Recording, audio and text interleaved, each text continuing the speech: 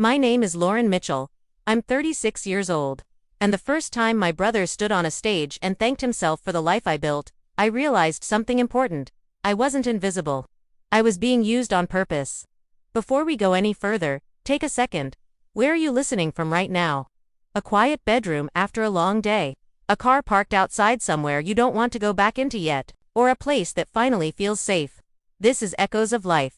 And if you've ever been erased by your own family, you're not imagining it. I grew up in Cleveland, Ohio, in a family that believed in appearances more than honesty. My father ran a small contracting business. My mother managed the house, the social calendar, and the narrative. And then there was my brother, Ethan, golden boy, charismatic, always between opportunities, and me. I was the quiet one, good grades, reliable, the one who never needed help because needing help made everyone uncomfortable. When I was 22, I moved to Chicago for work. Operations analyst. Long hours. Good pay, no drama. When the money started coming in, the requests followed. Just temporarily. Just until things stabilize. You're so good with numbers, Lauren. I helped Ethan launch a consulting business. I designed the systems. Built the spreadsheets, handled the invoices. He handled the talking. When clients praised the results, he smiled and nodded. When problems came up, my phone rang. By 30, I was effectively running his company from 3 states away while he took credit at networking events and family dinners. You should hear how people talk about Ethan, my mother would say proudly. He's such a natural leader. I smiled. I always did. Then came Denver. A startup accelerator. A pitch competition. A room full of investors. Ethan asked me to fly in for support. I paid for my own ticket. Booked my own hotel. Sat in the back. When he won second place and a 6-figure funding commitment, he hugged me like a hero. On stage, microphone in hand, he said, I couldn't have done this without my family believing in me. Not my name. Not my work. Just belief. That night, I checked my bank account. A transfer was pending. From my savings. Authorized. I stared at the screen, pulse pounding. He hadn't asked. He hadn't warned me. He had assumed. I called him immediately. Oh, relax, he said. It's an investment. You'll get it back. When? I asked. A pause, then a laugh. You're so intense, Lauren. This is why people don't like working with you. That sentence cracked something open. Not anger. Clarity. I went quiet. Not because I was weak. Because I was done explaining myself. Back home, I pulled records, emails, shared documents. Financial access logs. What I found wasn't messy. It was organized. My credentials used to open accounts. My templates repurposed. My name removed from documents, one by one. He hadn't just borrowed from me. He had built his identity on my silence. I hired an attorney. Didn't tell anyone. Then I waited. Because the truth doesn't need to rush. It just needs the right moment. And that moment was coming. I didn't confront Ethan. I didn't warn my parents. I didn't hint. I documented. Every file I'd created. Every system I'd designed.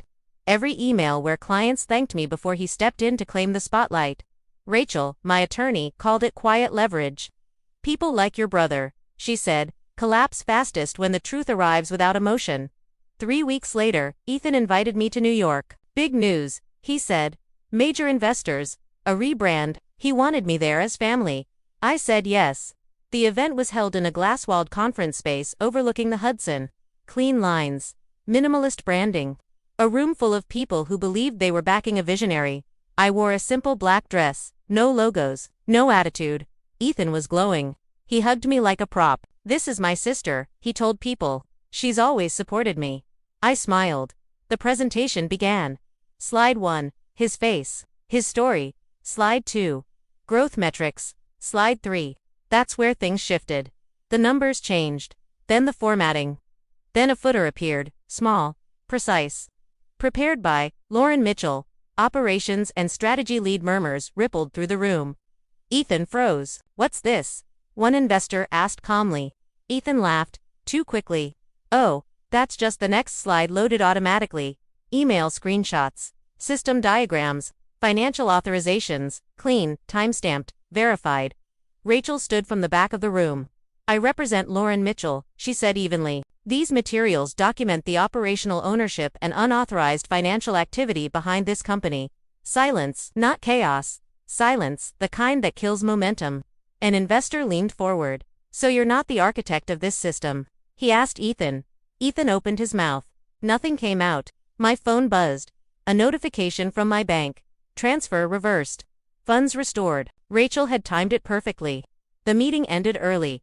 People didn't yell. They didn't accuse. They just withdrew. One by one. That night my mother called. Her voice shook. Why would you embarrass your brother like this? I leaned against my apartment window, watching city lights flicker. I didn't embarrass him, I said.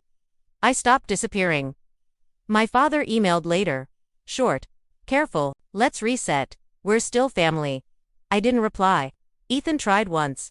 A text at 2:14 a.m. You didn't have to destroy everything. I typed back exactly one sentence. You built it on what wasn't yours. Then I blocked him.